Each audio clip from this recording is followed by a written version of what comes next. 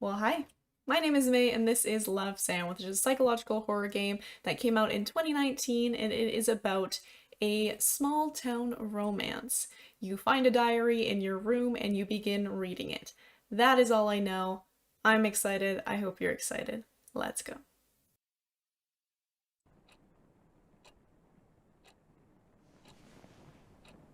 Oh, we're starting right away. Not even a menu. Oh,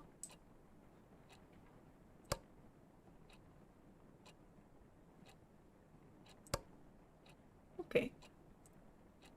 What's that little heart doing here? Alright. Oh, we've got some damage on the walls there. Is this our place? Oh, nice studio apartment. This is probably the same size as my house, to be honest. My kitchen's a little bit bigger, but not by much. Okay. That is the smallest cutting board I've seen in my entire life. It's like you could just cut just a tiny little, I guess it's like a serving bowl. Oh, the microwave.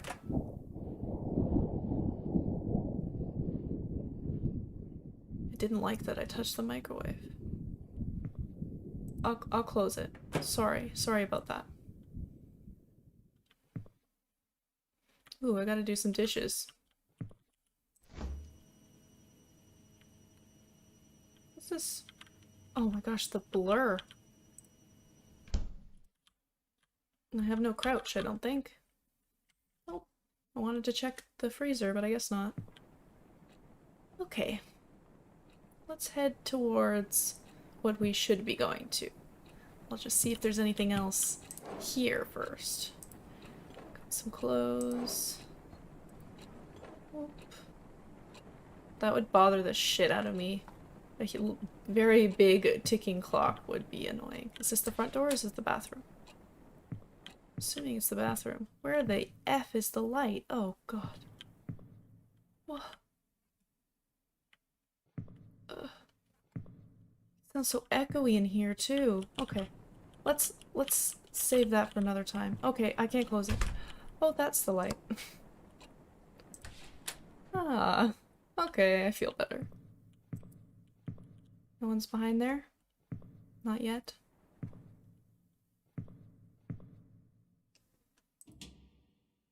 Oh. Okay, fine. Let's read the diary, okay? I'll read the diary. My dirty little secrets. Read on to move on.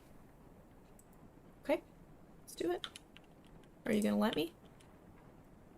Are you gonna... Oh. Oh, whoa. Had to look at it from a bit of a weird angle. The last human on Earth was sitting alone in a room. There came a knock on the door. Fucking... Oh, God. I've never cared for keeping a diary, but now seems to be a good time to start keeping one. Why? Because after all these years, I just can't forget about what used to be the light of my life. I know. Overdramatic much? Knowing Brian Culmer as much as I did is bound to leave that big chunk of residue. Is that me? Am I Brian? Let's just say this diary is what's left of our relationship.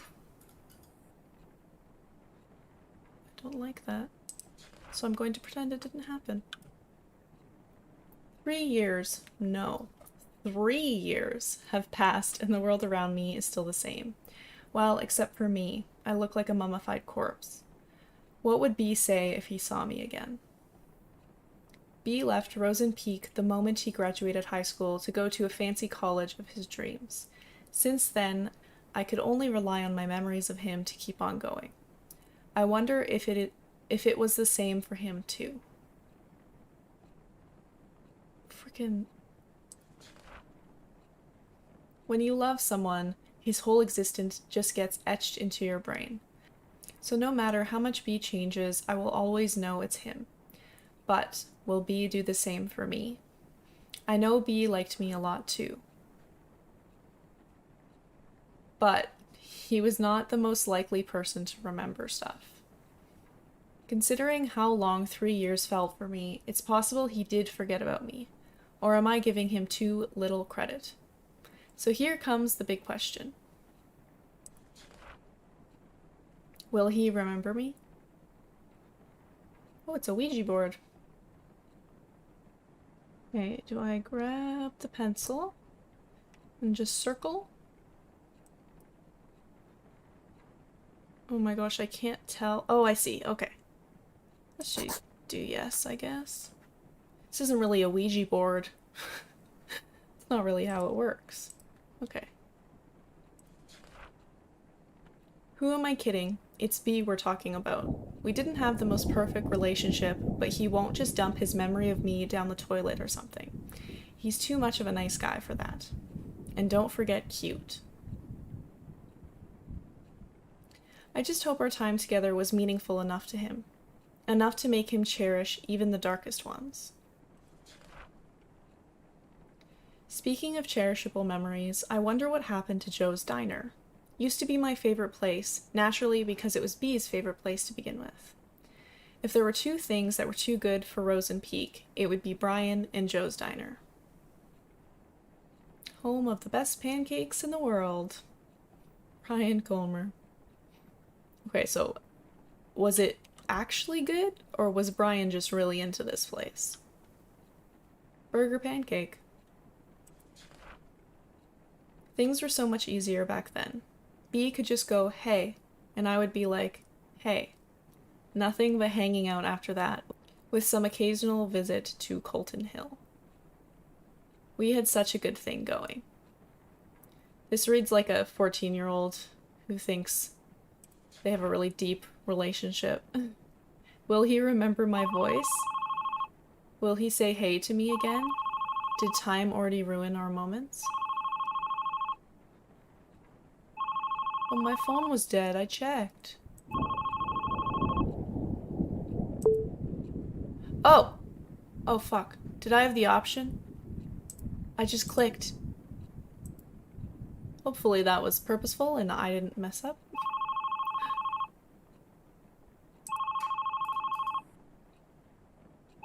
I don't think I can... Oh.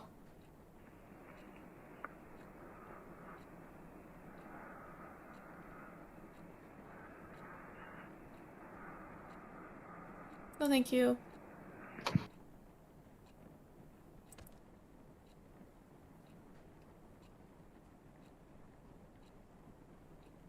Is my door locked? I hope so. I don't see a deadbolt on that door. I just wanted to say hello every time I called him. But what I want to do and can do are two different things, as always. Just enjoying B's presence on the other side of the phone was satisfying too, in a way, though. I imagined him eagerly waiting to hear something other than my breath. Okay. I wish I could sneak into people's minds. Look beyond their eyes just by staring. If I had that power, I would never stop looking through B's window. Let's get me out of this fucking chair. Close! I would like to close this. I can't? At least I have bars on the windows, maybe? Oh, there we go. That was so loud. Okay, now let's check the door. Because, like...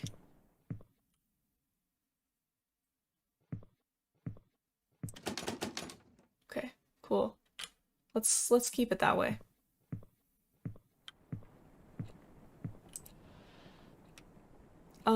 When did that get here?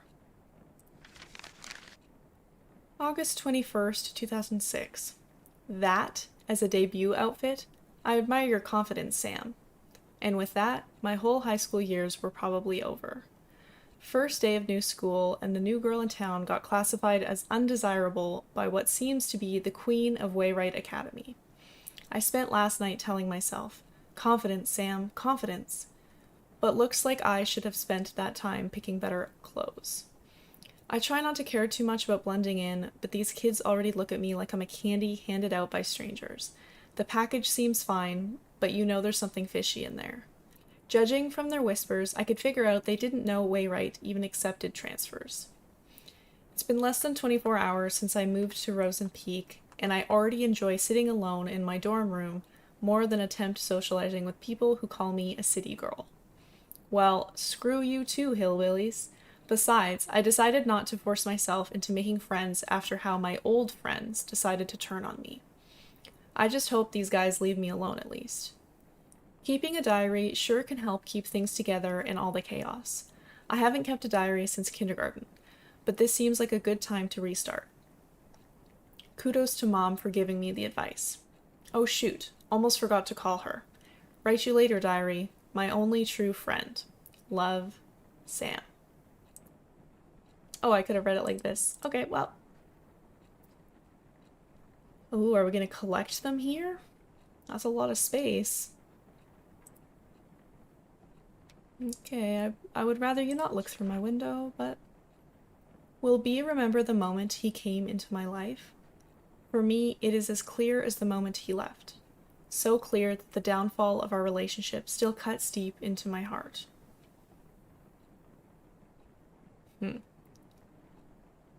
Where's that blood from? Yeah, life in Rosen Peak was a jar filled with bittersweet candies. Not exactly tasteful, but I learned to enjoy it. So why did you move here? That's what I want to know. Nevertheless, it's where my heart lies. Go over. Wrote a poem in B's memory. He's not dead. I'm not dead, if I'm B, I'm assuming. Jeez. He used to struggle with Miss Lasley's poetry practices, even if he didn't have to try that hard. Miss Lasley always told us, poetry is not about using fancy words. Let your feelings do all the work. Well, this is how I feel.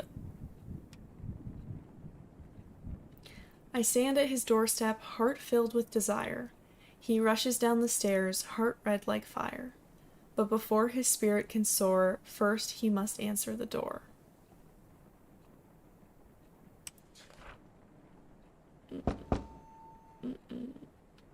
Knock, knock. Can I just turn the page? Oh. I can't.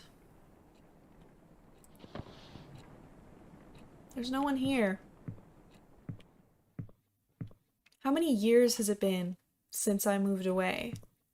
Like, has Sam been obsessed for a really long time? Oh, I don't want to look. It's fine.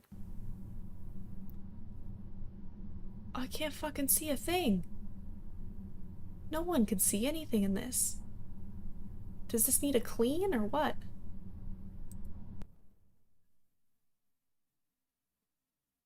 Okay, well, that's fine.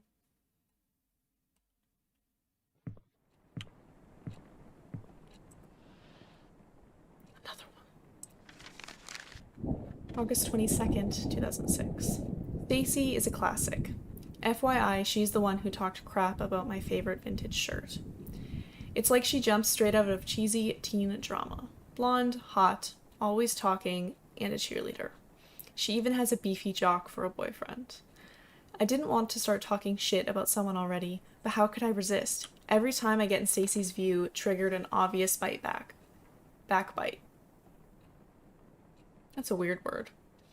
I'm seriously starting to think she's under a curse that kills her if she stopped talking about someone else.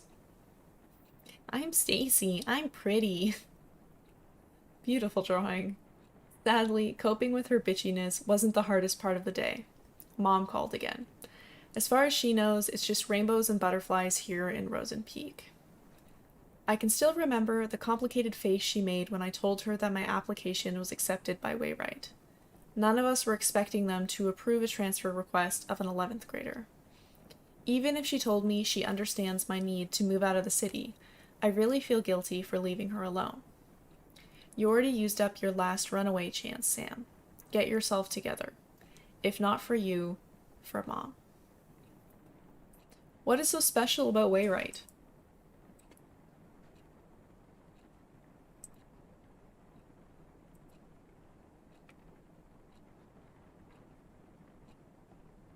No. Bad. Do not do that. Oh, fuck. The door stays closed. And that's final.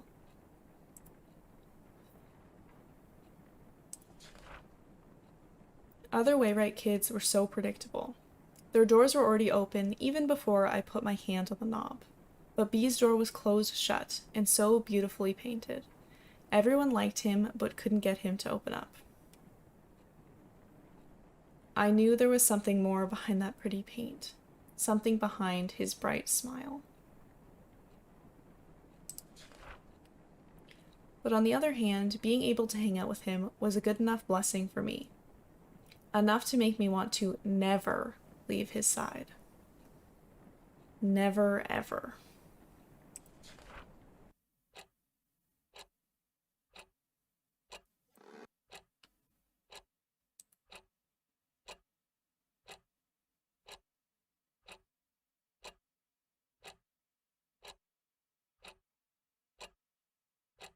Mm-mm, mm-mm, mm-mm.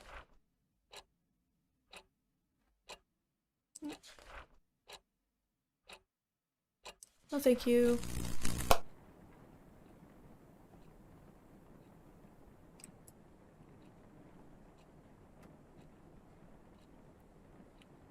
Uh,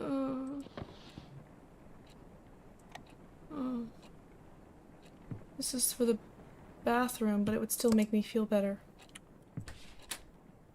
What? I turned the... Stay on. Oh. Oh, she just left. What? But...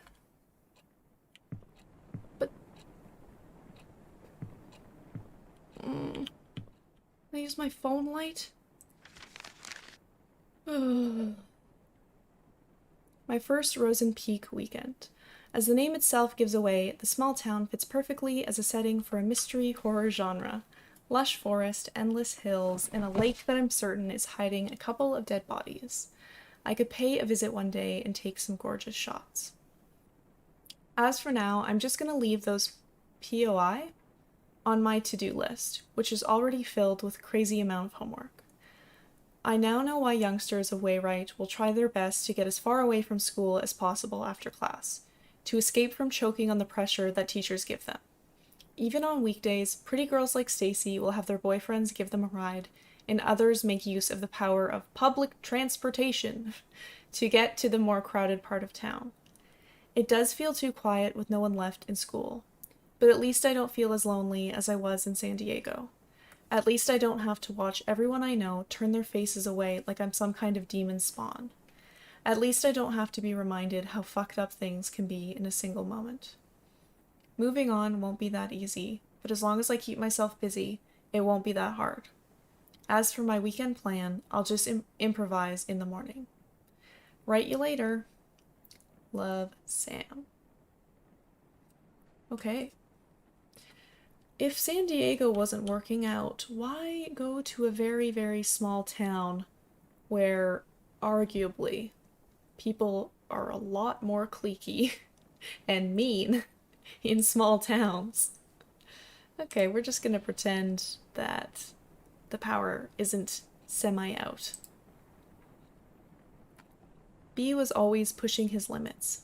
Well, it was more like he was always being pushed, but he was good at it. That's why he naturally became the best quarterback of the team while maintaining a high grade for a star player. I do not like that squeak, like a floorboard squeak or something. B was the best quarterback Wayrite could ask for. Seeing him running all sweaty on the field always triggered something tingly within me. Something that made me want to catch him behind his back and never let go. I think you're just a little horny. All sorts of feelings and thoughts were pumped restlessly into my brain with every heartbeat. It gave me a bad headache. A good kind of bad headache. Is there such thing as a good headache? I wanted it to stop. I wanted it to never stop. Why do I have the feeling that they were never in a relationship? And she just lived in a fantasy world and still does? But as soon as B gave me that hey, all those headaches were washed away. It used to be the best prescription I could ask for. Take away the pain and let only the good things stay. Hey. Hi. Fuck. Do I have to write? Scratch this out. Fuck you. No. Oh, do I have to... We're scrapbooking. Oh. Hi. I'm gonna cover that now. So I don't wish to look at it. Oh my gosh. Fuck you. I don't want to get up. Oh. Thanks. August 31st, 2006. For boarding school, Wayrite intellectuals are not that interested in becoming intelligent. I visited the library today and two things surprised me.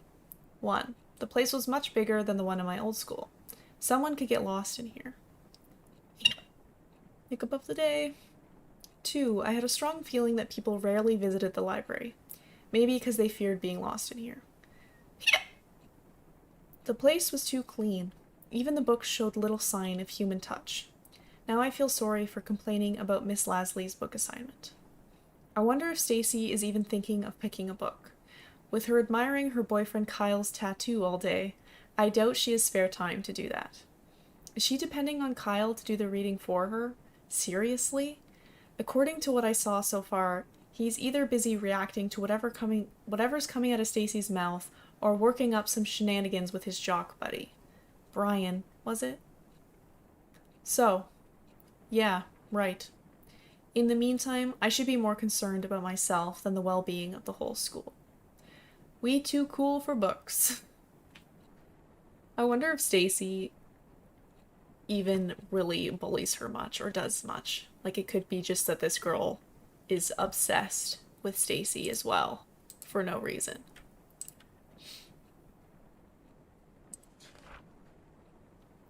Open those eyes, no need for words. The sweetest love songs those eyes utters.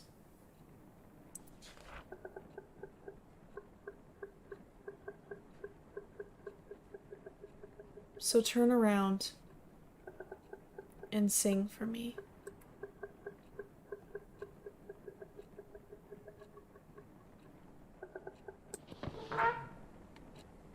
Oh, you slut. How's she so fast? What?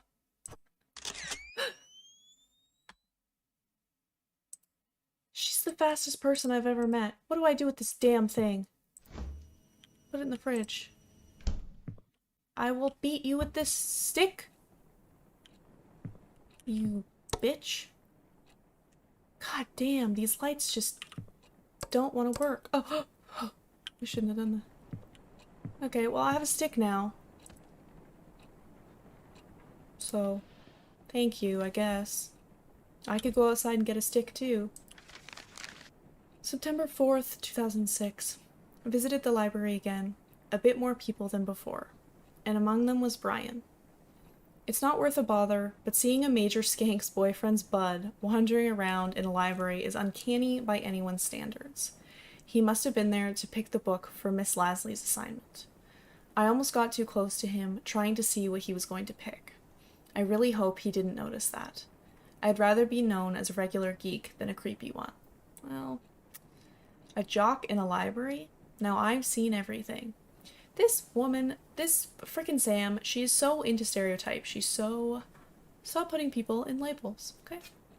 Okay, what is this, a teen drama? Woe is me. Hate to admit, but seeing Brian at the library was today's only diary-worthy event. Probably because it's the only human interaction that didn't give me the sensation of someone talking behind my back. At least today's entry is a tad more meaningful than what I wrote yesterday. I need to revise my book options now. Write you later. Love, Sam. Yeah, you've got some paranoid problems. Okay, I'd like to turn the page. Oh no. I miss him. Even when I'm with him, I see him. Even when he is not looking. Okay, Brian, it's time to get the fuck out. It's time to leave. Really? Like, just to let you know, I think it's time to go. So you were under my bed?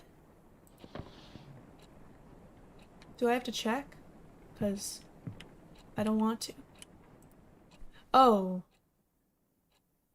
Brian, you didn't even get a flashlight. You just looked with reckless abandon. Oh my god. He really gives no shits. Ugh, do I have to look some more? What can I do with this stick? Go fetch, bitch, if you love the stick so much. Oh, I see.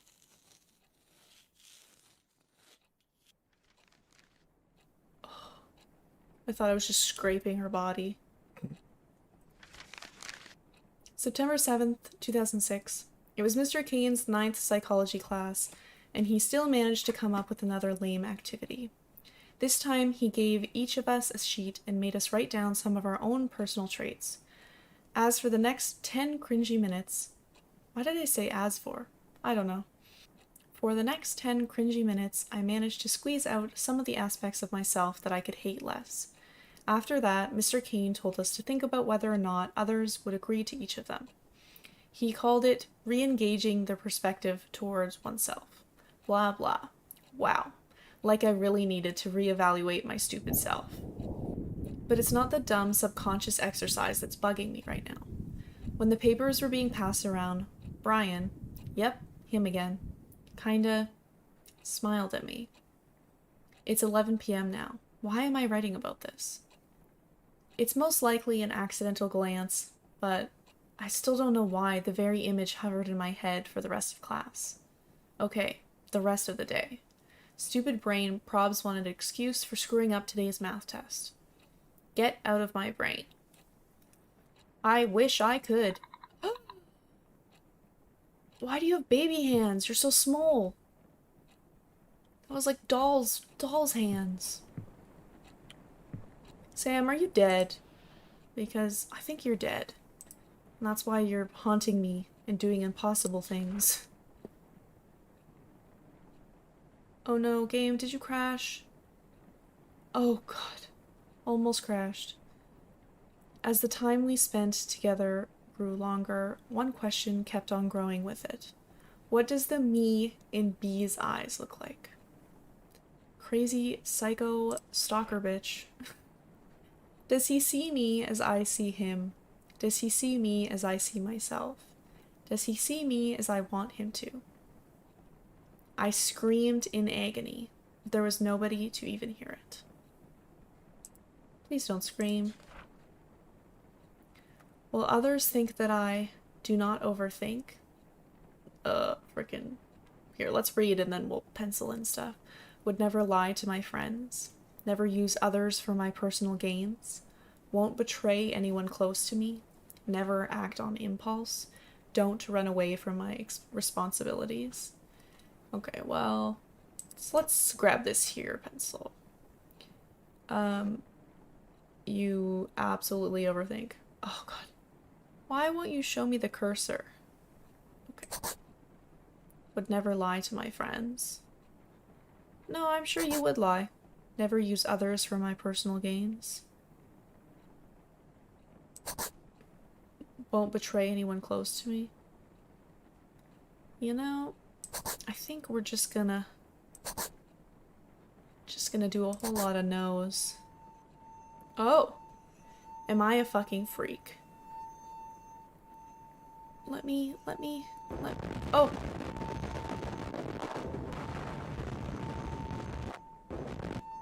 Oh!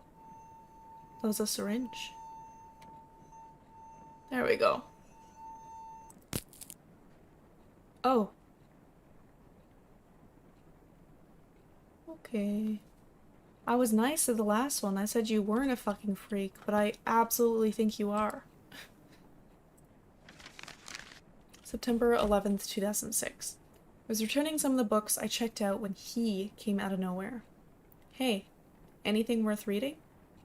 I never thought the voice was aimed at me, but my heart was somehow already skipping a beat. Brian had to tap me on the shoulder to get my complete attention. Sam, right? I saw you going in and out of the library, he said with buttery voice. It's not like I've been stalking you or anything. I come here from time to time, too, to get the stupid assignment out of the way so I can focus on my games. He said he couldn't find anything interesting to read, and since all he could think of were comics, he could use some guidance. My mind was still jumbled up from the ambush. All I remember saying is, how about Misery? Stephen King's works are good enough to get you started. 'Cause boys like any story with blood and breaking bones, right? Oh God. I don't recall how the rest of the conversation went, but I'm certain he said, see you later, at some point, and I said, yeah, see ya. Misery. Real nice, Sam. If Brian didn't know you were a weirdo, he does now. It's a very fitting tale, Misery. About an obsessive woman. I don't know why she would say that. What I did for B. All of them. Because I loved him. Why couldn't he just understand? Others were nothing but poison. I was the only one who truly cared. But B didn't even appreciate the things I've done for him. I never wanted a drama. I wanted a poem-ish life. I would say poems are pretty dramatic. A tender, subtle love story written only for his eyes. It's totally fine if no one else gets it, as long as B does. I don't get it. B was always welcome in my world. I gave him the key to it. Even if he lost it, he could always come back to our world to find it. And I think it's a good time to come back now, B. No. Let's go back to our small world, where I placed my heart at everywhere you loved. Let's go back.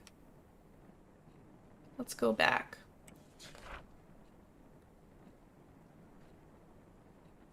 But I know he's not coming back. I will never hear that "hey" ever again.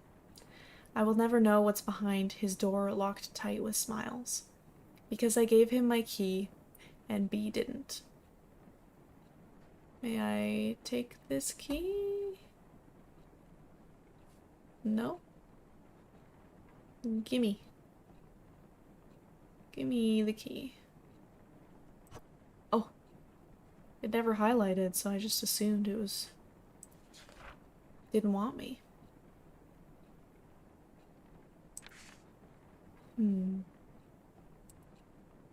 Is there something locked in here that I didn't notice?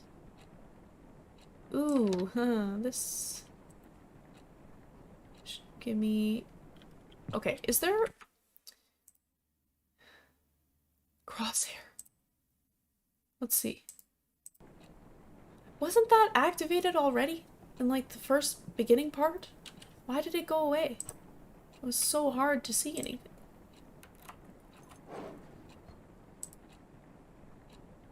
Okay, got some hearts. September 16th, 2006. Turns out the lake does have a history of having a dead body in it. I'm pretty sure literally all bodies of water have dead bodies. I know this because I visited there. I visited there because Brian took me there. What? It all happened so fast. I was outside the yard reading when Brian appeared out of nowhere, again. He said hey, and started telling me how he actually enjoyed the book and how he never read the same book twice in his life. And since he was heading out, he offered to give me a tour of the town. 10 minutes later, we were passing Joe's Diner. Home of the world-famous pancakes, says Brian. There was also an arcade across the diner. Brian hates the place because it's teeming with 10-year-olds.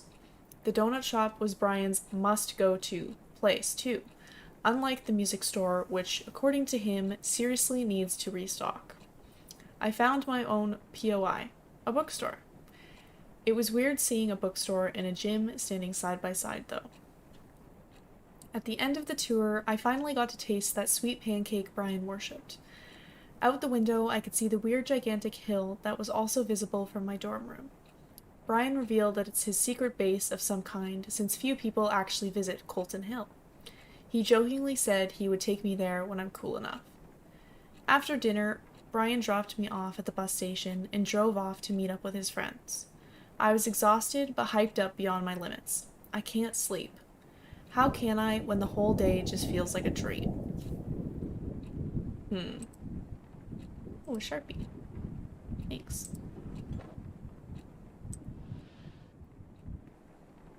Do I have to do something with this heart? Oh, I pick it up. Oh, I didn't know it was a sticker. I assumed it was just like Sharpie. Maybe it's not a sticker and it's just because it's the game mechanic. Okay, sorry about that. So what? It's Joe's Diner, Bolton Hill, and the bookstore? Or am I gonna get killed again?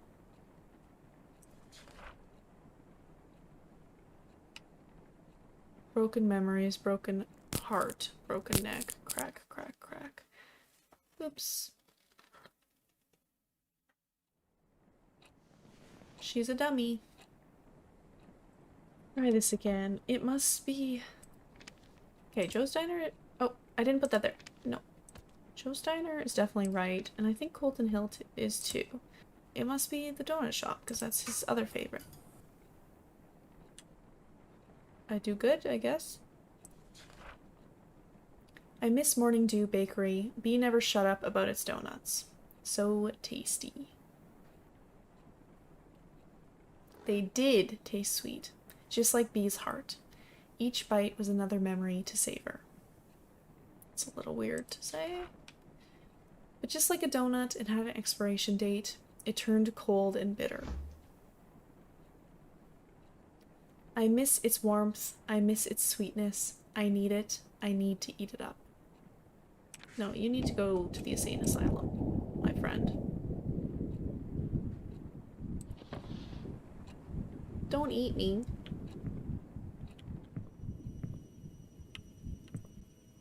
A donut. I love donuts. I haven't had a donut in so long. Depressing. So am I just collecting her things? Or do I actually need to eat this donut? I see. That's why the microwave is here. Eat that shit up. I don't really care for warm donuts, but that's just me.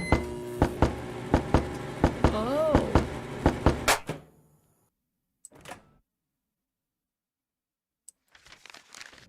September 25th, 2006. The golems just obliterated the hammerheads today. I now know why they say Brian and Kyle are more than buds. I would have called them an awesome duo too if only Kyle wasn't an assload of a douche.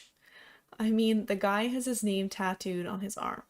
Call me old-fashioned, but I think he should go to a hospital and get that ego checked out because it must be swollen huge. Well, you should be going to the hospital as well. At least he leaves me alone other than giving me that creepy stare when I pass by. I understand how Stacy can keep hanging out with him, but Brian? They do say we sometimes become friends with those who are at the opposite ends, so maybe it's not such a weird thing. For me, the real win was the photos I took of Brian. Watch out for Sam Holt, the rising teenage stalker. Yeah, seriously. Bringing the Polaroid camera I bought years ago during my camera geek phase seems like a good idea now. Sigh. I know I promised myself to stay away from people, stay away from the drama, but when I look at Brian, when he talks to me, it feels like maybe, just maybe, it's okay to have a little drama for myself. I'm not ready to define what this feeling is, but for now, I'm going to label it as looking for a shoulder to cry on, and just shove it under my bed just like the pictures I took today. I don't want to go under the bed. Is that what you're telling me to do? No, you're not. I'll just put it back. Okay. Back at it again.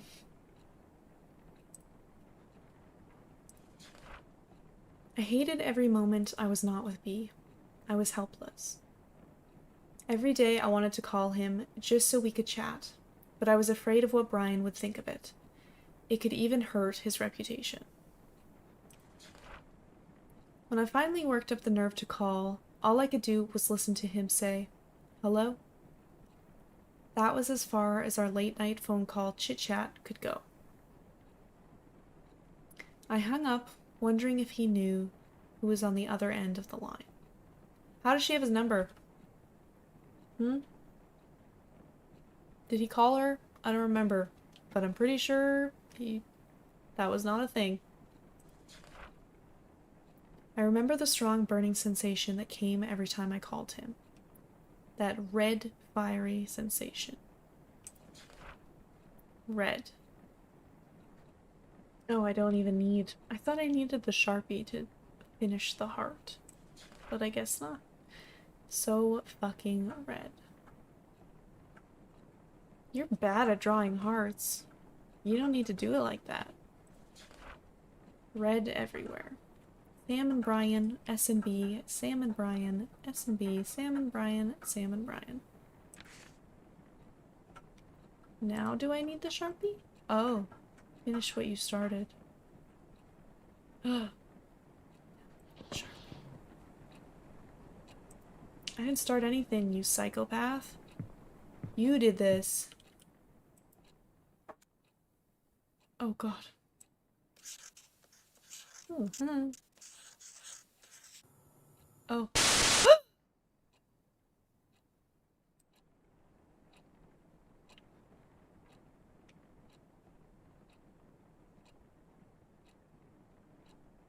Oh.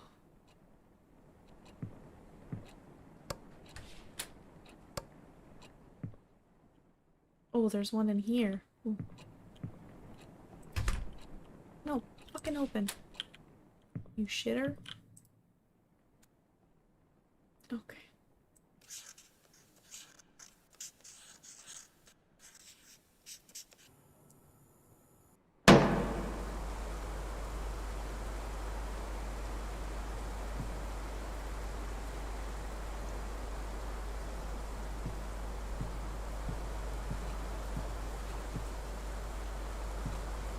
Okay. We're all okay.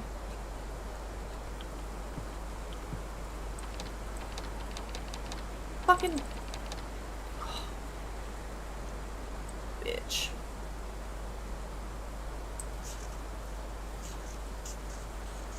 Oh god, I'm going blind. Looks like a creepy face.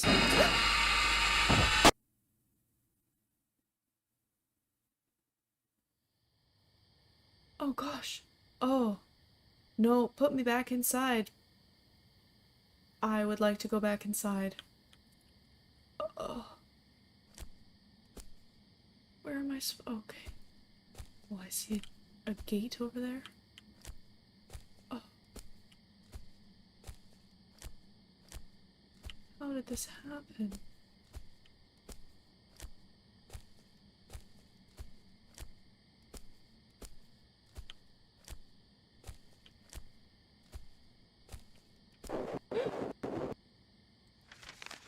Sam, meet me at Cotton Hill.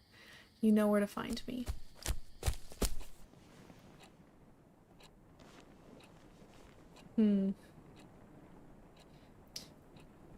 I wonder... I don't want to make too many assumptions or like guess too much, but something must have happened. Like maybe the big group of friends fucked her up at Cotton Hill or something. September 28th, 2006. Due date for Miss Lasley's book report is right around the corner, and I'm still not finished. Only if I wasn't too disturbed. Normally, I wouldn't bother reading a teen romance story, but for some reason I thought, hey, why not? The premise for Mingled itself is pretty generic. Jenny has a huge crush on her childhood friend Michael, but she can't get Michael to think of her as more than just friends. She reaches a conclusion that it's because of all those girls around him. So she starts making a list of all the basic girls who also have a crush on Michael. What she's planning to do with the list is yet to be revealed. If I can finish reading the book by tomorrow, I'll be able to finish the report with enough time for a revise. P.S. I wonder how Brian is doing with his assignments.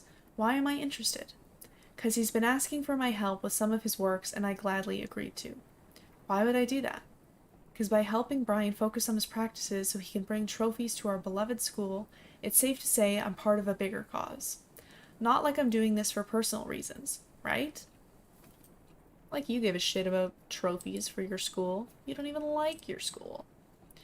I wanted to read Brian like a book, peep into his beautiful head.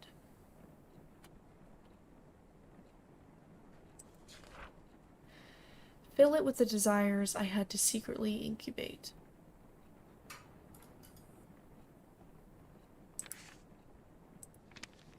You. Desires of whispering words like, don't leave me, don't go away, don't smile for others. Ooh. Please don't look away, please don't look away. I'm looking away.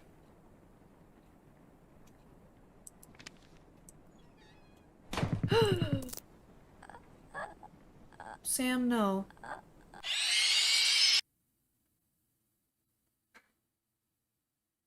I want to look away.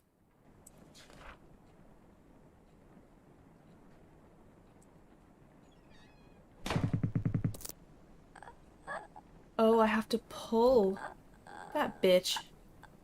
Get out of here. You're setting me up for failure.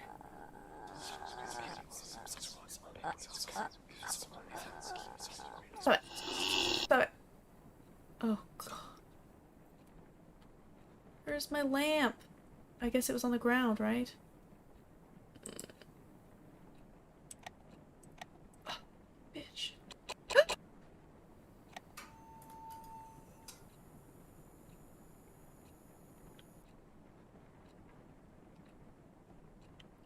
There's no way that the rent is reasonable for the amount of electrical issues we have in this house. Also, the game might have crashed. Oof. Holding on for dear life there. October 4th, 2006. Stacy invited everyone to the late post-victory party at her place this Friday.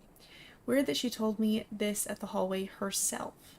The sudden act of courtesy was enough to leave me frozen. But to think of it, a self-conscious beauty queen like Stacy would love showing off how tolerant she could be. I'd prefer celebrating quietly in my room, but since the party is practically being held for Brian, I thought it would be sort of rude of me to not be there. He was nothing but nice to me since I met him, so the least I could do is show up. Plus, I could probably witness the face Stacy makes when she sees I actually had the nerve to show up. Maybe, just maybe I could even piss her off if I managed to strike a conversation with Brian. An Omega hanging out with an Alpha? Kyle would be busy comforting Stacy, fuming about how I mess up her ecosystem. No peer pressure, Sam, just clean drinks and hopefully some casual talk with Brian. What could possibly go wrong? Like staring into closed eyes, I could never know if B knew I was looking at him. Did he even know I was there? Maybe he knew but simply didn't care. The only thing looking back is my decaying sanity. I wanted to look away so much, but what's the point when the stench is still there? I started to think the only way I could get B's attention was to throw myself off Colton Hill. How did I come so low? All I wanted was a chance to show how I feel about B without any noise getting in the way. I still could have had some peace with Brian despite all the shit I had to deal with. I think therapy... I hate to say this, but I'm thinking therapy. Brian was super likable. Everyone liked everything about him. They couldn't stop smiling when Brian started talking. The smiles they gave him made me want to puke. They smile as if their relationships with Brian mean much more than the one I have with B. And yet, I was the only one left with a broken heart when he left Rosen Peak.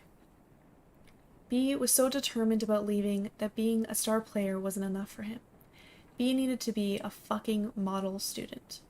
Nothing says, pick me, to college admission like a spotless student record.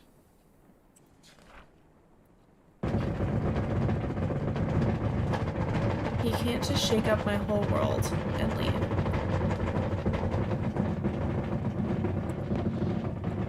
Stop that!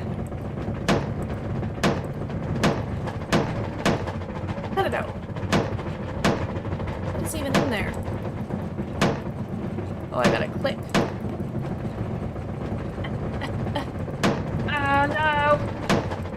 fucking so hard. Biting. Get out of here. Shit. Suicide suspected in death of missing teenager. The girl of 17 who was found dead at Colton Hill likely ended her own life, police says. Sam Holt, a transfer student of Wayward Academy, had been reporting missing for 6 days until Rosen Peak authorities discovered her body in the forest.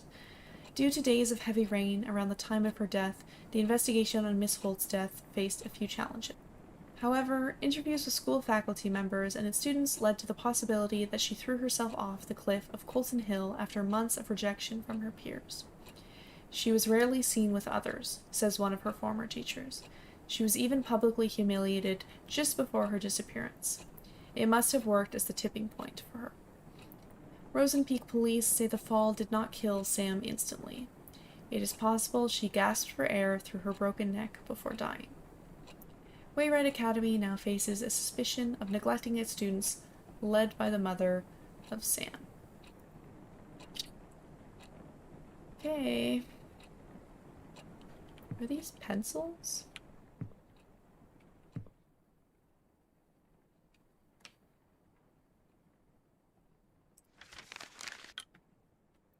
October 7th, 2006. Oh man, everything's gone wrong. All my senses are screaming in pain.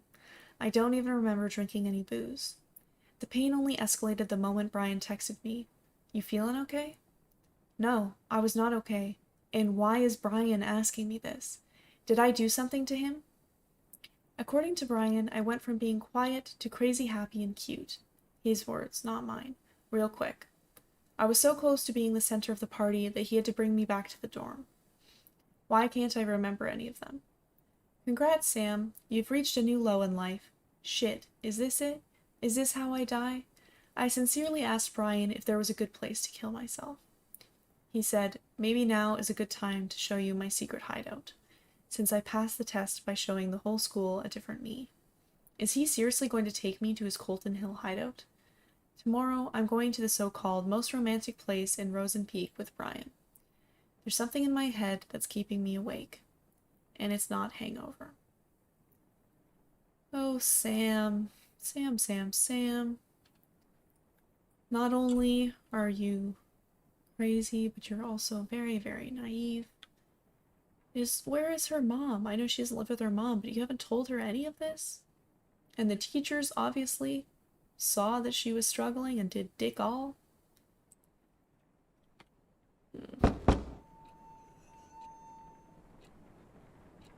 I'm not answering the fucking door. It's not happening. And you can't make me. The game can make me. I want to catch her one time. Outsmart her. I don't want to look in there. It was spooky last time and dirty.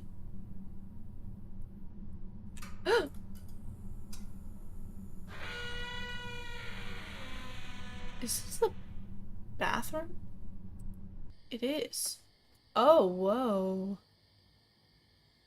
Cool.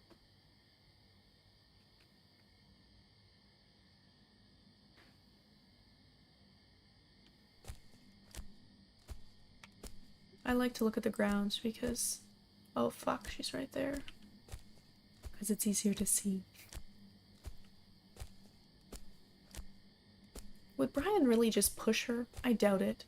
It was probably the group of them attacked her or some shit. Please don't hurt me. I don't wish to be hurt. Oh.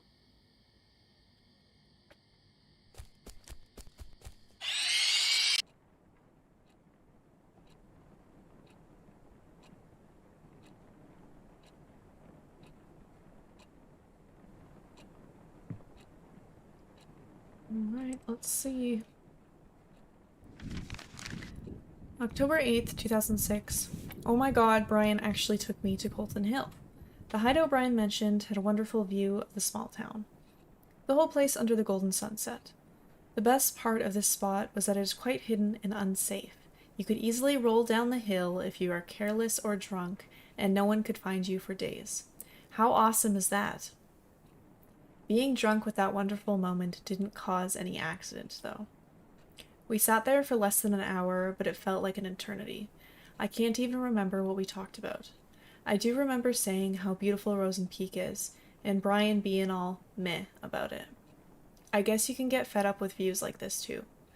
Today's only regret is that I failed to bring the true essence of the hill's view back to me. There's a reason why I gave up photography as a hobby in the first place. At least the close-up shot of Brian was not half as bad. When I came back down from the hill, it became clear that my life just became a bit more messed up now. I know because I really want to talk to Brian again soon. Help me get to sleep quickly today, diary. Love, Sam. Oh dear, I don't want to look at this. Brian's secret hideout. A closed Colton Hill hiking route discovered by himself so he can hide from the world around him. Not a flashy place, but it had a great view. Colton Hill, our sanctuary. All of life's problems. These are terrifying drawings. I wished it could be our special place. Ours and ours only. I feel like I'm saying ours and ours only. Colton Hill is nothing but a rock pile of blood-soaked memories now. Why did he have to break my fucking heart? Was I just one of his many friends?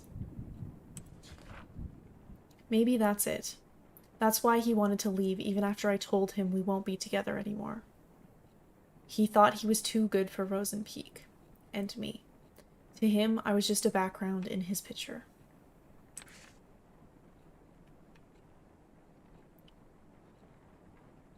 I did not notice the syringes here.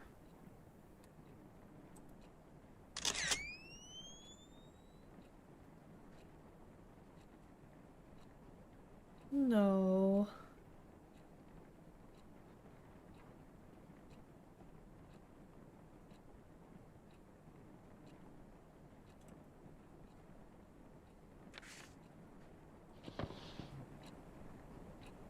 I can't tell where that flash came from. There, it's better.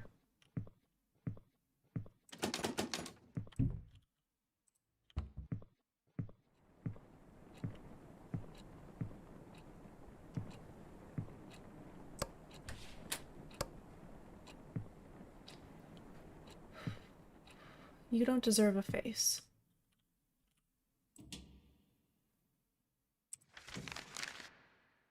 October 10th, 2006. The book report was finished days ago, but I can't...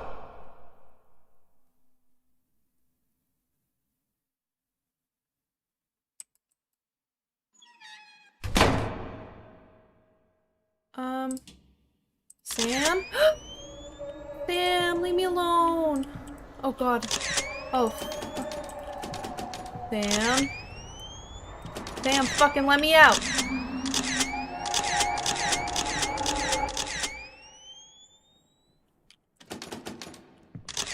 It's so quiet. Do I have to go in there?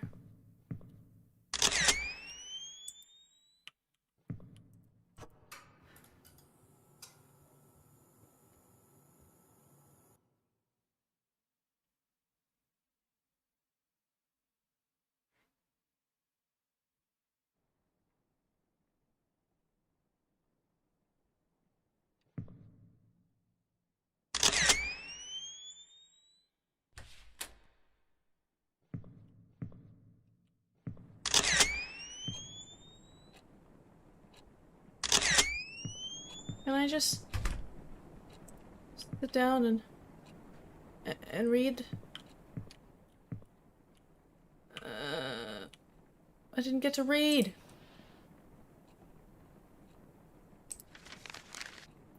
October 10th, 2006. The book report was finished days ago, but I can't stop thinking about Mangold, mostly because my stupid brain thinks I'm sort of like the main character, Jenny.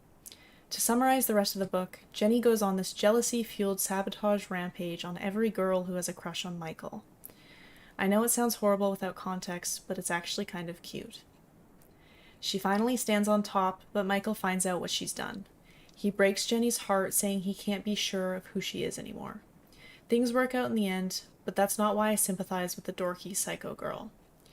Brian is just like Michael, popular, has killer biceps, busy hanging out with people. I can't see what he wants because of all the noise around him. I know he wants to go to college, but what about beyond the boring stuff? What kind of person does he like? What does he think about me? He told me about his mom, how she died of cancer last year. It must have been so hard trying to look okay in front of everyone who's depending on him.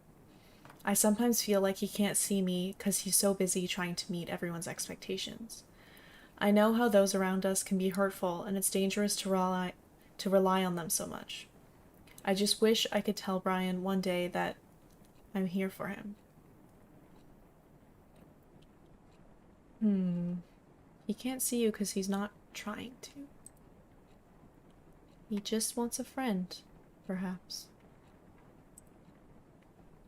Brian got what he wanted in the end. He left Rosen Peak as soon as he was given the chance. As for me, I was left to suffocate in the hole of tainted memories, until I drown in my own endless nightmare. Don't leave me. Every day, every night, I'm surrounded by whispers. Whispers that lie. Whispers that eat away my brain piece by piece. No matter how I try to. Oh God. I hear them again. Are you in a healthy relationship? Take this quick survey to find out. One must take as much as one gives. Obsession is a stronger form of love. No one can have what you can't. B never loved you. Green or red, guys? Because you are a selfish little shit. All your problems are caused by you. It's all your fault.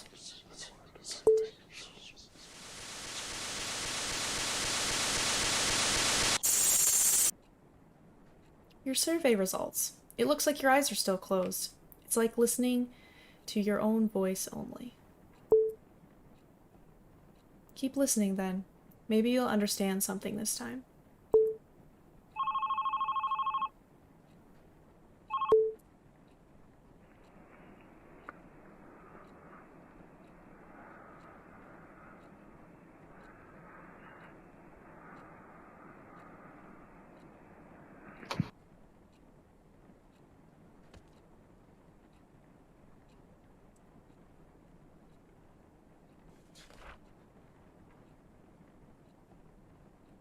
It's getting worse. The fucking shithole town left a disgusting crack on my heart. And it's getting bigger and bigger. The voices I hear from the crack are getting louder. I see more and more eyes staring at me through the gap. October 13th, 2006. Miss Lasley gave us an easy poetry assignment for once. She said it's okay to make a parody of the classics as long as we stick to the ABCB pattern.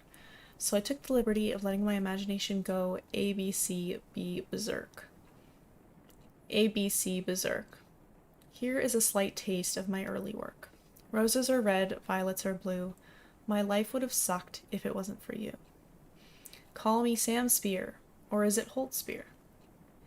I could have waited for Brian to ask for my help with homework again, but I decided to make the first move this time.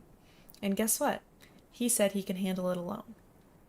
Call me paranoid, but I'm worried I might have hurt Brian's pride. That's what happens when Sam opens her idiot mouth or uses her idiot brain. P.S. I've decided to carry my diary in my bag. The doors in the girls' dorm are way too easy to open. Not as easy as Stacy, though, if you know what I mean. I even saw one of the girls using a notepad to crack her door open. Besides, I have this weird hunch someone's been reading my diary. I've decided to not ignore this hunch. What do I do with you? Look like a little pig nose. When I ran out of places to run, I had only one solution. Now my memories are scattered all over the dark. Now I must look for them.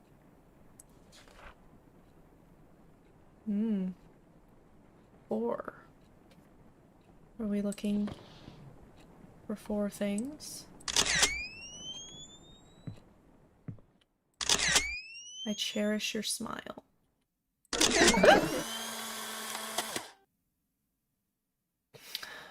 Okay, that's a stalker image if I've ever seen one. That's the fridge. Oh, do I... Oh, I have to put this in there first. Okay.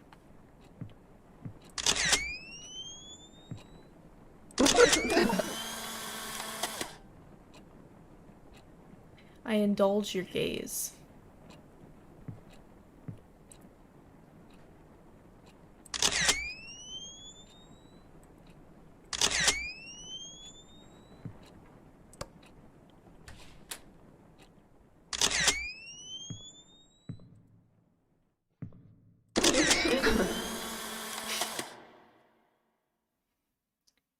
Be my endless sunrays.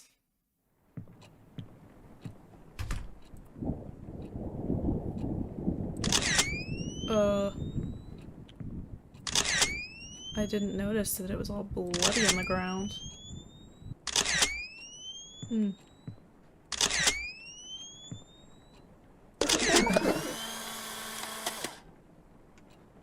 Keep me forever warm. Oh, Sam.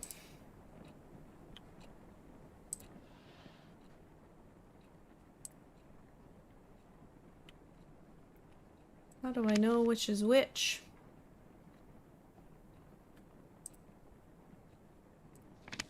Going to assume just...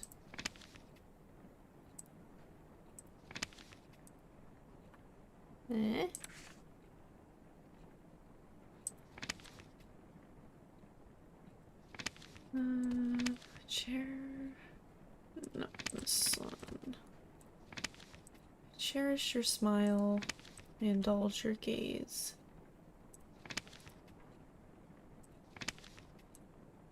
Keep me forever warm. Be my endless sunrays.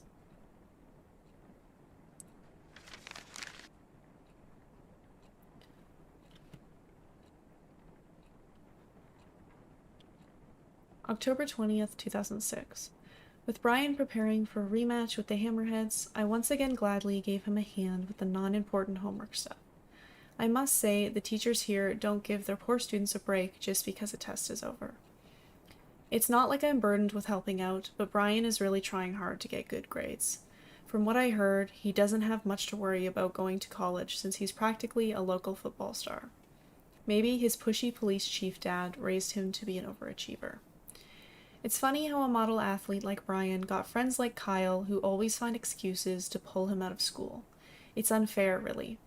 As long as you are a sports star, you'll end up with douches like him no matter how nice a person you are. But I don't need talk to know what he's like. First of all, his girlfriend is friggin' Stacy Langings. The stare he gives me when I pass by is enough to creep me out for the whole day. It would be lucky if Stacy didn't come along and start yapping about how Brian is out of my league. She has Kyle to play with, so why would she even care? Like, ask your boyfriend out for a drive. Jeez. Have a nice life with him, so Brian can stay out of the poison he does not deserve. Oh, honey, Brian is also poison.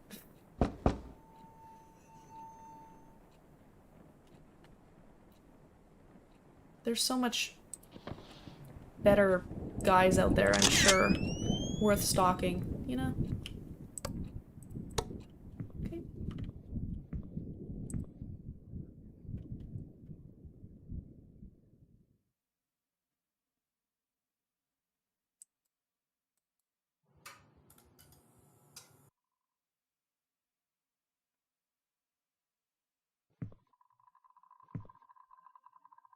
Hey, Sam.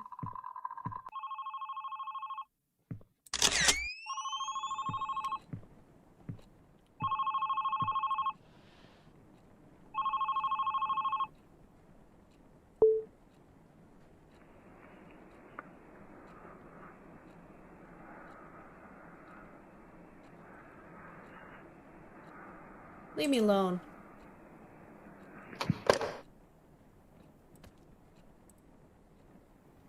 I wake up without waking up. Some rainy night. I wake up without waking up. Same rainy night. My lifeless room. Endless nightmare.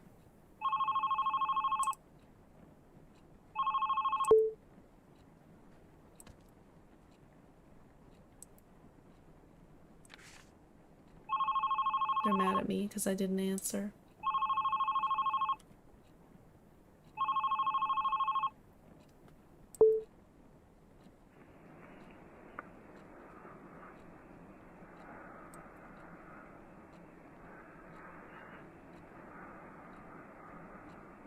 Hello?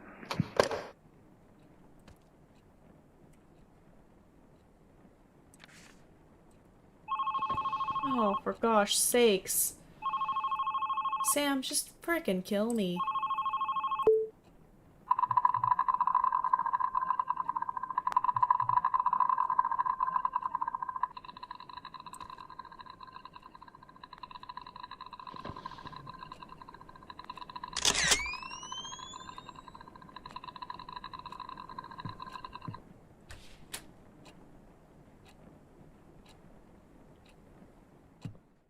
Okay, this is fine.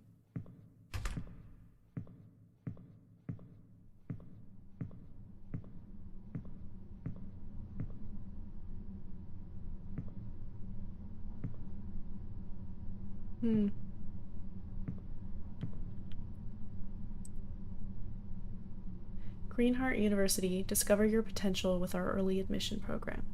We are waiting for any hardworking and career-driven individuals. We are waiting for any hardworking and career-driven individuals. Apply now.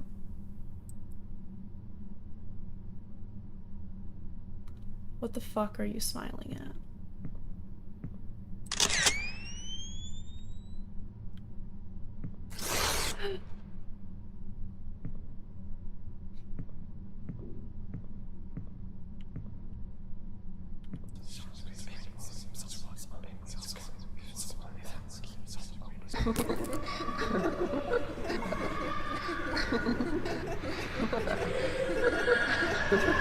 Oh no. Oh no. No.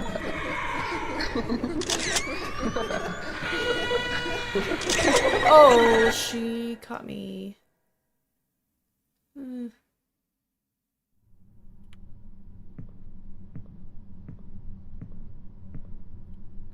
So I have to escape.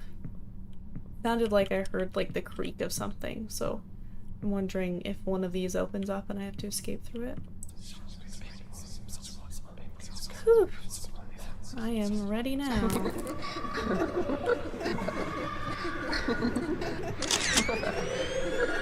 Open up. Someone open up. Someone open up. Someone open up. Someone open up. Someone open up. Fuck.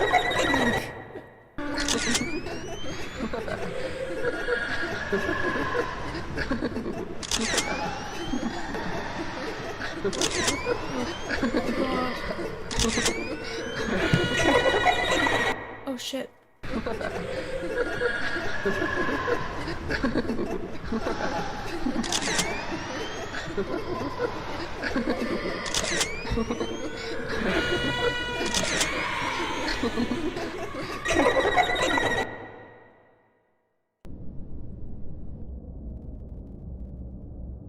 Where am I? Oh god.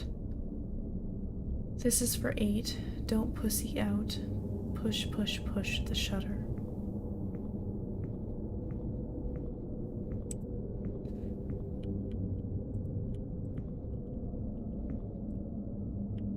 Why won't you? Oh god.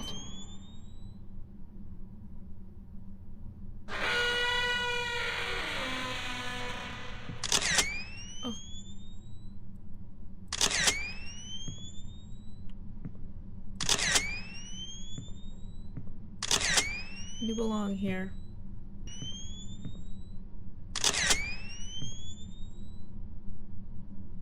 Did I pick up spray paint?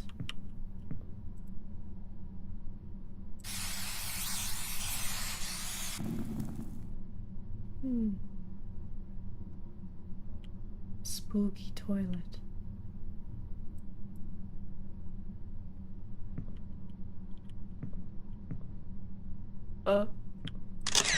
Give that back. Oh. No, I'll spray paint you.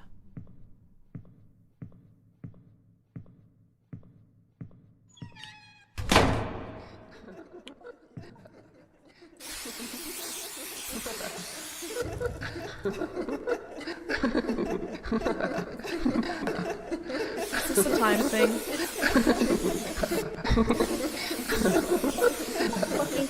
Fucking.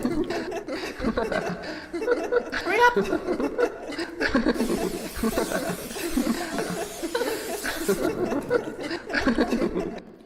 Oh. Oh no.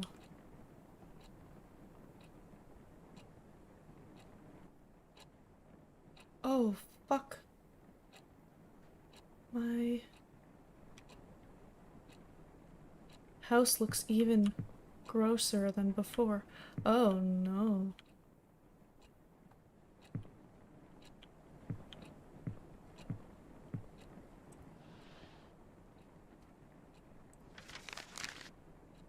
October 23rd, 2006. There was a consulting session for Greenheart University student programs. They called it GUSP, LOL what the fuck, at the gym today. I've seen his posters all over the school since the day I arrived. I had nothing better to do, so I decided to give a visit and spend my precious after-school time reading brochures. And once again, just like at the library, I was surprised to see Brian there. He was at the early decision program booth. I wanted to talk to him, but instead I ran from my room, jumped to my bed. And out of nowhere, tears started to drop. I bet it was because of those stupid hearts. Yep, I saw those hearts again. Now they were on the gym walls, too. Whoever drew them must be very insecure about the relationship. Insecure like me.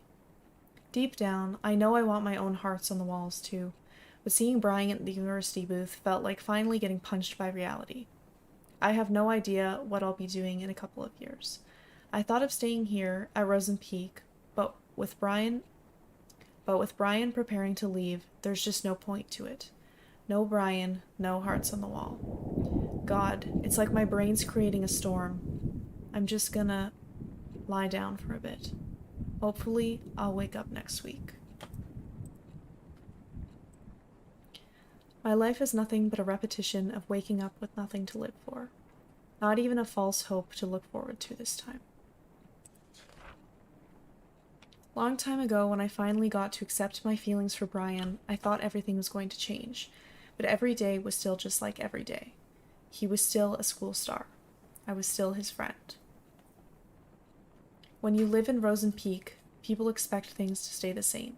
If anything changed between us, it could ruin B and everything around him. So that's how it went. Nothing changed when my whole world burned. I kept telling myself, maybe after graduation, I'll be able to express my feelings for him. I let the fire in my heart eat through my soul and body. I called myself a coward. But I chose to keep what little I had to enjoy. I was a poor kid crawled up in bed. Oh. Her. Poor? Do I really deserve that charity title? Am I really the victim of all of this? Who is here to judge me anyway? It's all over. Everyone left me. So why do I have to feel like I'm being chased? Like someone's always watching me? Like someone's always trying to judge me? How did the invite go? She in or not? Oh, she's coming. Dorks like her can't say no to a party like this. Sweet. Time to give her the drama she wants so bad.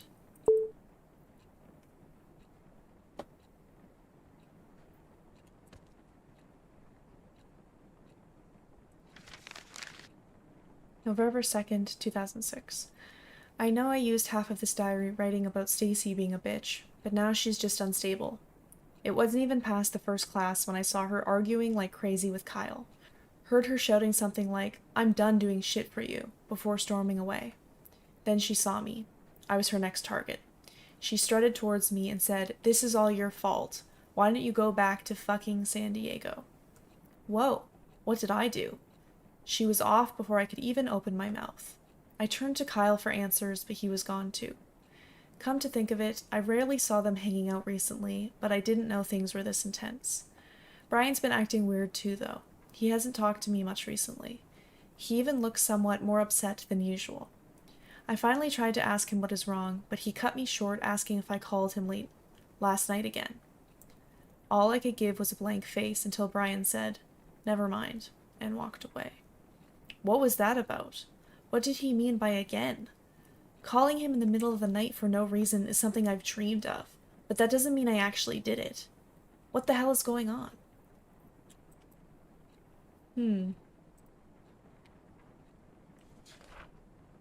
It's because of her. The moment she came into our lives, what little I had to enjoy started to crumble. Only bad changes happen in my life, no matter how hard I try to protect it. A city girl just asking to become an outsider. That was all she was to me. Hell, that was all she was to everyone else. Even to Bee. But then, I saw them talking at the library. I couldn't see clearly, but I could know it from Bee's face. He was making her smile. It was another smile taunting my feelings for Bee. No one would ever know what kind of emotions I was hit with at that moment. A change was happening, and I didn't like it at all. Stacy didn't like it either. And she could never stand letting an easy social prey slip away from her. Naturally, Stacy took a peek into her diary one day. She took pictures of some of the entries and sent them to me and her gang. She wanted everyone to join her twisted and childish game. The diary had no special meaning to me. Not until I read about how Brian took that cunt on a fucking tour of the town. He had no interest in girls whatsoever, and suddenly now he's hanging out with an outsider? That moment, I got tired of doing nothing. I knew I had to do something. So I gave Stacy an idea. He was going to be easy. Spike her drink, get her wasted, and humiliate the shit out of the city girl in front of everyone. Only then she would know her place. It could have been so simple, if only Bee didn't get in the way. Bummer, was hoping to do nasty stuff to her drunk ass. Still can't believe Brian had to take her away like that. Well, needy bitches like Sam do make some people feel sorry. She did mention something about her dad in her diary.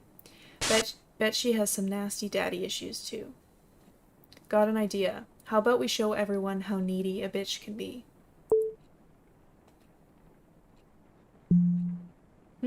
Sounds fun. But how? Leave it to me. Just keep reading her diary once in a while.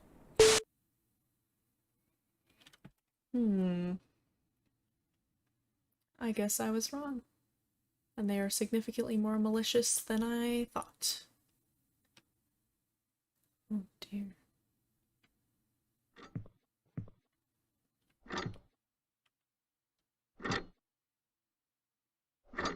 We eat hammers for breakfast and drink their tears to wash them down.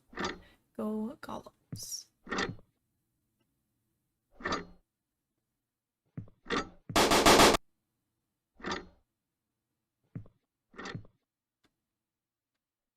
Hey, Bri, what you doing? Big B?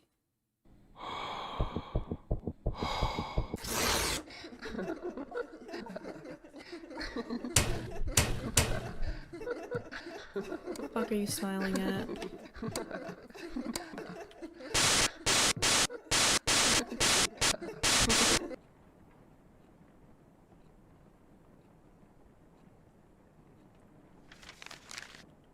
November 6, 2006.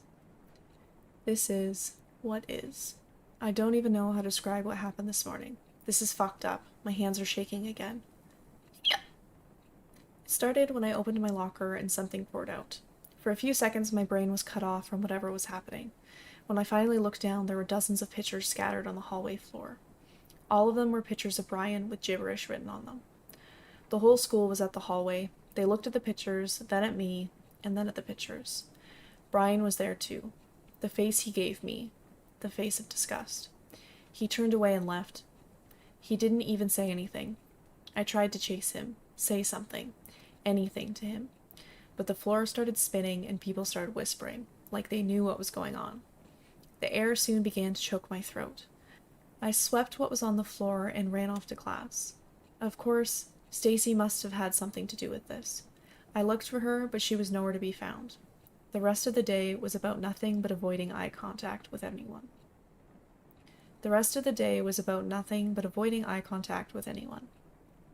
I can't sleep.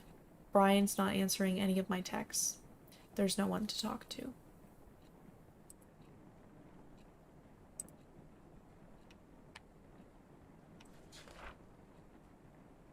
B kept saying nothing was going on between them, but I wasn't about to believe everything was just rainbows and butterflies. In my eyes, Sam was using Brian to fill her sad, empty life. I couldn't let that happen. She wanted drama she didn't deserve. She doesn't deserve shit. She doesn't get to barge in and start stealing the life I've only dreamed of. Stacy kept doing what she does best, digging into others' secrets. She sent pictures of the little shit's diary pages to me. That's how I found out about their little trip to Colton Hill. It was our hideout since first year of high school, and her presence turned it into fucking nothing. How could B do this to us? The only way to break them apart was to show Brian what a creep she was. I kept reading the disgusting words she wrote on her diary. At the same time, I felt something. A reminder of how I felt when I fell for B. How it felt so right and terribly wrong. Screaming into my pillow never helped with making the feelings go away.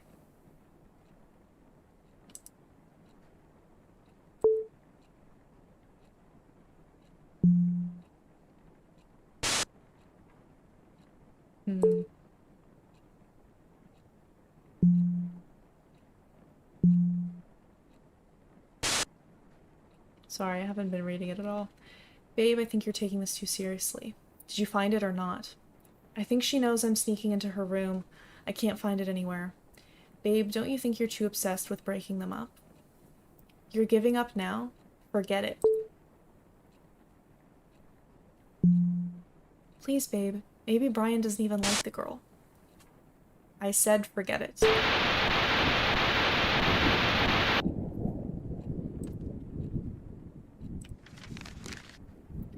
November 7th, 2006. The school counselor called me today. Mr. Ferns asked me if the rumors were true. Rumors that I've been leaving heart drawings all over school. Rumors that I've been stalking Brian. At this point, the whole school must be out of its mind. I didn't even know the letters in the fucking hearts spelled S and B. And what? Just because the initials are S and B, suddenly every name that starts with them are either Sam or Brian? And guess what even crazier words are on the streets?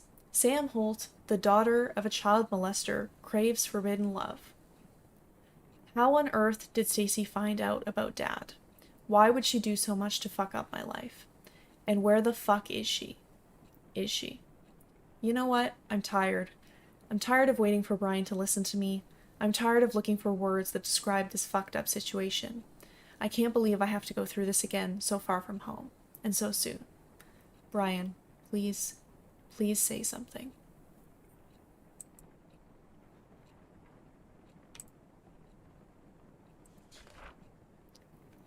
Then I remembered. She wrote something about her dad. It must have had something to do with her existence in my life. I started digging. It wasn't even a challenge. Keith Holt, arrested for sexually assaulting a teenager. It was beautiful. I found the perfect ending. All I had to do next was fill in the rest of the story.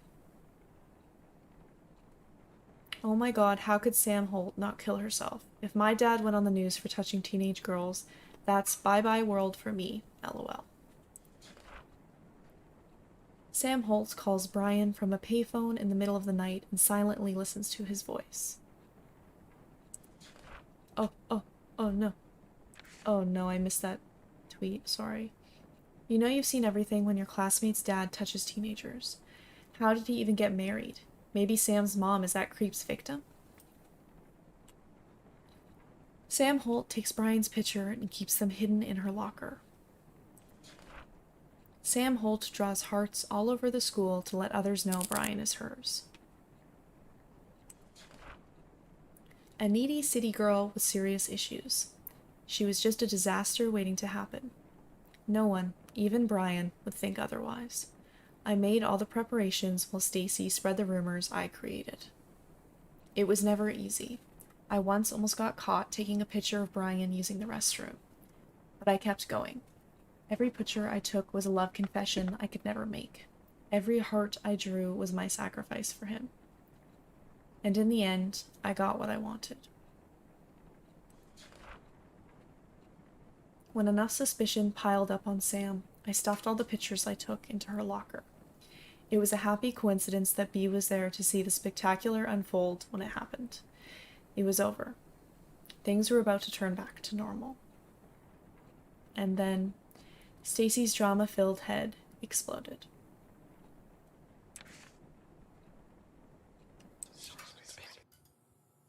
Hide. This is my chance! I don't think I hid in time. Fucking, I can't fucking see anything!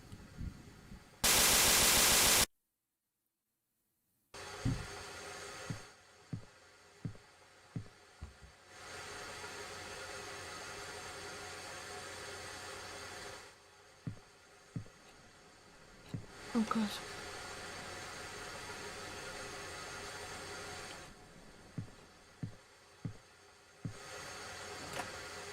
Oh.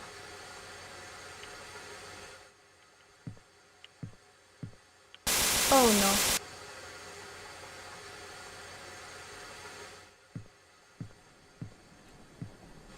Oh, finally. Fuck.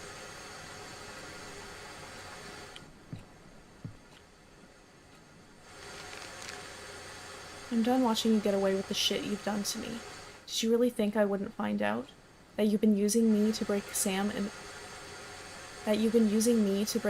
Brian apart so you can have some fun with her? Well, I had my share of fun when I told Brian what you've been doing.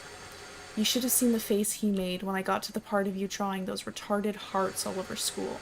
Hope you enjoy your happy life now that there's no Brian to get in your way. Oh, by the way, I saw you staring at that college poster. What, did you like the girl in that poster too? Is that why you tore her face off? You need help, and don't bother calling me.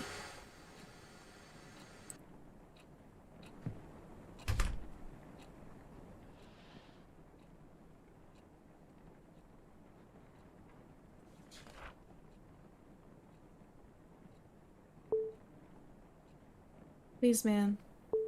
Stacy got it all wrong. It's just a misunderstanding. I was just trying to prevent Sam from getting into your head. Please, B, don't do this. Text me back. Please. The day Stacy told Brian was the last day he talked to me. He was so angry at me. He would never understand what I did for him.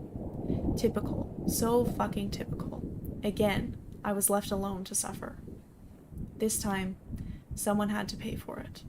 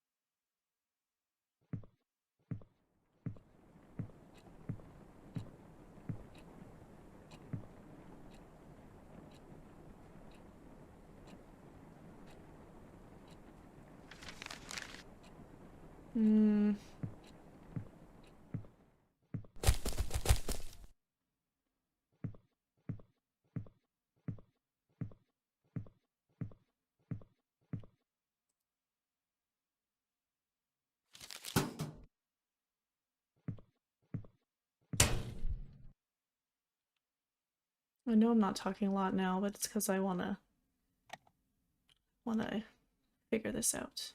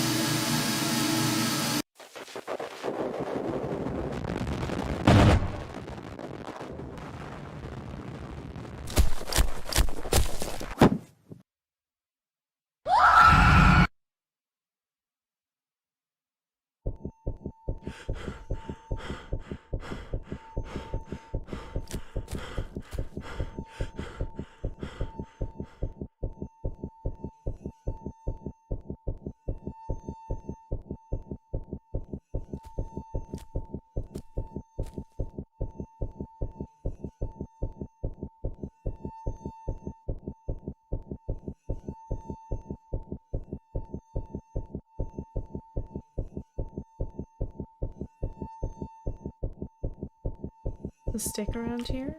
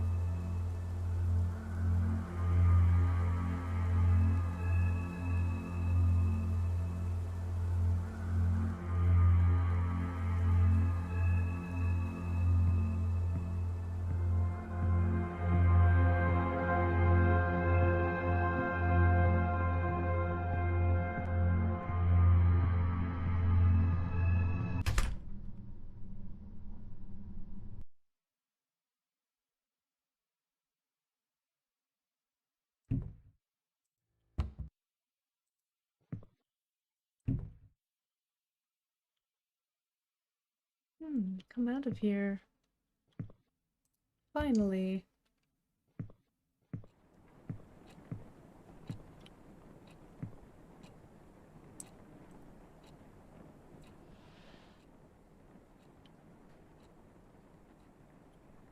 It was an accident. I never meant to kill her. Or maybe I did. Did I? But does it matter now? Did any of what I did matter? I left the team soon after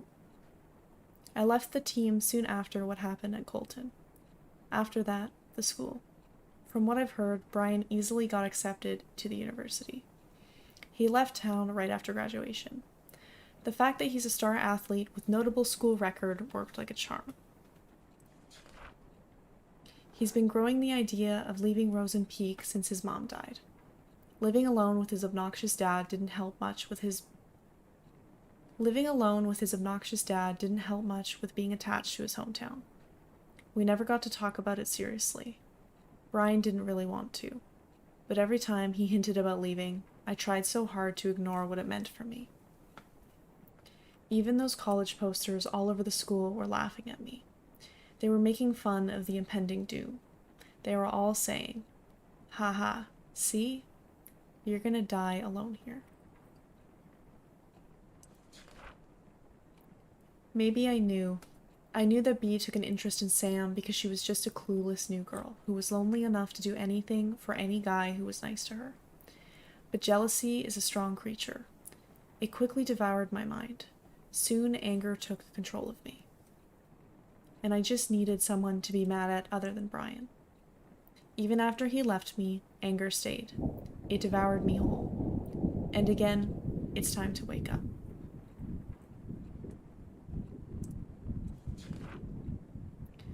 But wake up for what? To be greeted by the fact that I must start running around in circles again? That I must stick needles into my body so I can forget my past for a few fucking minutes? It's just like that story Miss Lasley once told us about. The shortest horror story in the world. The last man on earth heard a knock on the door. I'm alone in my room. I'm alone in this world.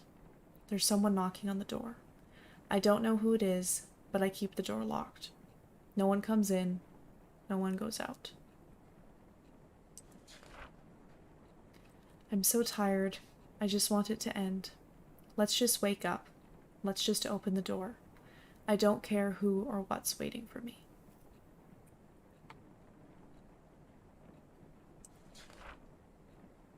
But what about my diary? The one I've been keeping to remind myself how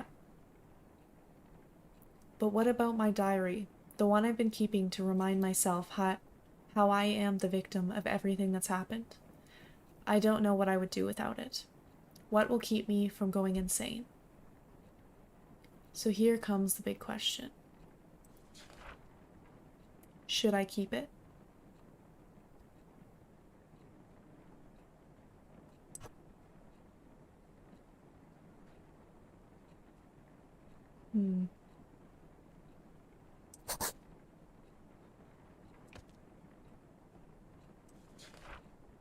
Fuck it. I'm not giving up the only thing that's left for me. Nothing's my fault. I'm not letting go of anything.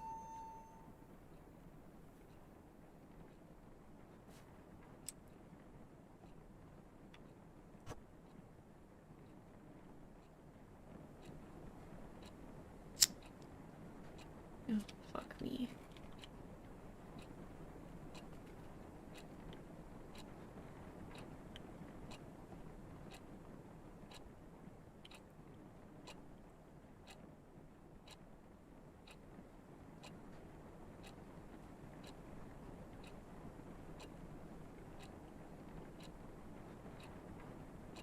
So slow.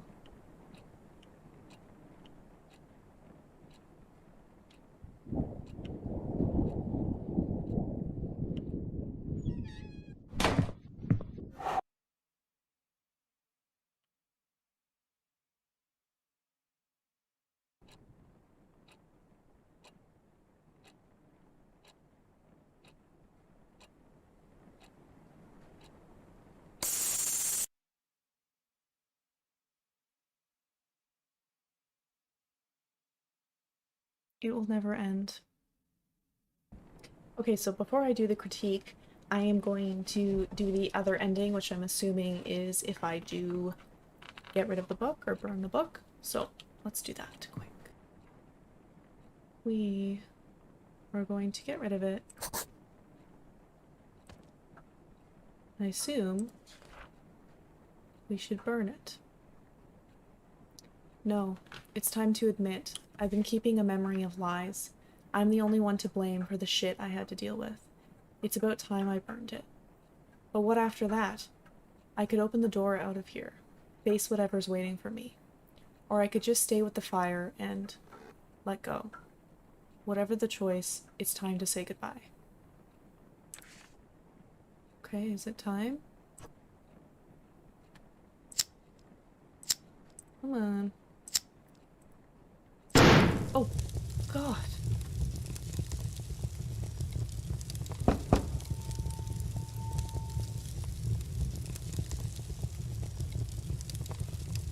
Sam.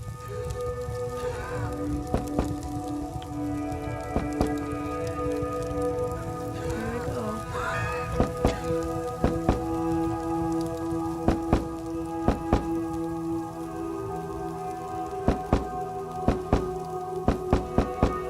Mm.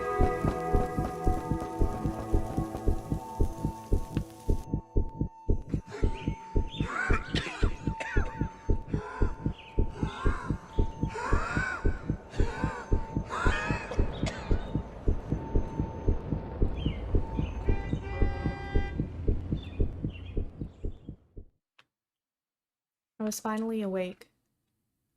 My head was aching from the desperate pumping of my heart. My burning lungs sucked in air for what felt like an eternity. But I knew nothing was over. I needed to get what's coming to me. I told the police everything that happened 3 years ago. It won't fix what I've done, but at least I finally get the closure I deserve. I know it doesn't mean anything now, but goodbye, B. The closure you deserve? Are you fucking kidding me? Okay, so that was Love Sam. That was very unexpected. I had a feeling there was gonna be some sort of twist, and obviously there was like light hints, but I didn't know it was going to be to that extent. So, I really liked how you go through like, oh, Sam, she's crazy, crazy creep. Oh, like is Stacy like, is Stacy the crazy one? Does she think like Sam's trying to steal Brian? And then you're like, "Oh, like I don't understand. Like is it the group of them? Like what is the problem?" And then to find out that it's Brian's best friend Kyle. And really he is just a psycho, narcissistic person who is in love with his best friend and has never told him. So that was unexpected, obviously. I was thinking that, I mean, I think what happened to Sam, there was a pretty good chance that it wasn't suicide. I think that was pretty obvious from the start. But I was thinking that it was something almost along the lines of Until Dawn, where it was like either a prank accidentally gone wrong and she fell, or maybe they did push her, but it was like a group effort and Brian was kind of on the sidelines and wasn't actively participating, but was a part of it somewhat, or at least knew of it. Like, I don't know, like drunk kids gone wrong, basically. Like, that was kind of what I was thinking. So to find out that the diary is obviously not Sam's at all, it was all the pages that we found, which makes sense initially. I think I just thought that the diary that we were reading through was like Ghost Sam? I don't know. I didn't really think about it at the time because I was so focused on trying to absorb all the information because this was a lot of reading and obviously very story heavy. So I wanted to try to get as much as I could. Um, so yeah, like the like little things like Kyle staring at her creepily, she mentioned more than once. And I kind of took it as maybe he was just a creep, like a frat boy, gonna drug you and probably something bad is going to happen to you because he's that type of shady guy. Like that was I kind of just brushed it off thinking that that was why he looked at her creepily. Obviously that is not why. He was just being incredibly jealous and protective of his best friend. The whole unreliable narrator part was really interesting. I mean, now I just feel so bad for Sam and Brian as well because it seems like they probably were somewhat into each other, or I mean, obviously Sam liked him, but it seemed like it was somewhat mutual. Maybe not as intense as Sam was led to believe, but still. And it was actually normal. But Kyle was taking it as her being, you know, she's trying to change him, she's trying to take him away from me, etc. And he's obviously already dealing with thinking of Brian moving away, which I guess Kyle was not able to go to the same university he's going to, or he didn't really, obviously it's not explained, but either he just doesn't have the money to leave town, so he feels like Brian's abandoning him. Um,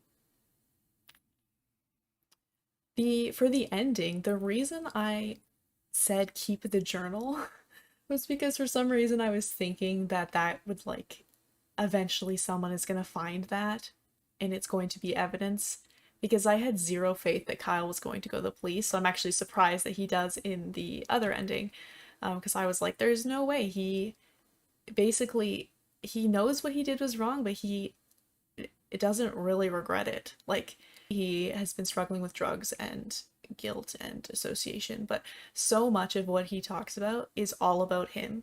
Like even that last second to last line where he was like, "It's the closure. I finally get closure for me."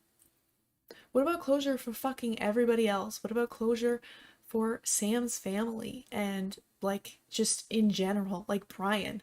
Brian has been Brian has just been absolutely shit on and just doesn't know anything. Like it's it's clearly this guy has just severe issues that were never dealt with, and I think also a part of that is going to have to be, I imagine, with the fact that he is gay and he's on the football team and they're really popular seemingly and he has a girlfriend. So, you know, especially in the early 2000s, like we are a lot more progressive now, but we're still not great.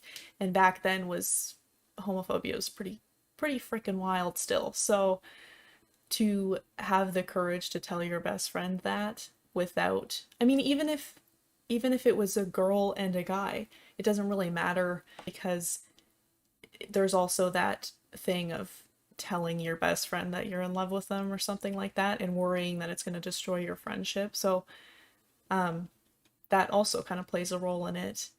And even like when even when it said find a hiding place, you coward, and the only place to hide is the closet. So like it's pretty clear in what a big part of this is about. And it's sad because this is the reality in a lot of cases. I mean, this is obviously extreme dramatized version of a story, but a lot of the elements in this are real problems that people go through. So that's about it for the story. But for the gameplay itself, I had a few frustrations. The It's not the most intuitive, just in general, flipping the pages and stuff, and I had to turn on the crosshair even though it was on for the first like half an hour or something. I don't know why it went away because without the crosshair, you just have no idea where your mouse is. Like it's impossible to tell. And then also there are times where you don't know what to do, which I'm a little bit slow to do things. I get it. But like I wasn't sure what to do in the bathroom when I was being cornered by the smile creature because I was like, okay, well, this is really narrow and I can barely get around her without getting caught because she just has such a wide range of where you'll get caught. So I kind of like stumbled into it after like a handful of tries, after dying a handful of times, where it turns out that one of the stalls does open, which I suspected, but it was so dark I couldn't even freaking tell what was going on. So I just ended up being thrown in there, and then I was safe. And then also hiding from place to place, like jumping as you're kind of slowly making your way up to the bathroom door. That was also a little frustrating because you are slow as hell. And the light is pretty fast, so it's nothing to really make me be really unhappy with this game. They were mild annoyances that I got over relatively quick, but that would be like the critique that I have for it. I love anything that single developers make because even if it's shitty or something, they have still put a lot of work into it and time and effort, and I think that should be appreciated. Like this game for me was $3 and it is worth more than $3. Like I would pay 20 for it just to support a single dev. Doesn't mean it's worth 20, but I would do that because I think supporting single developers is really important.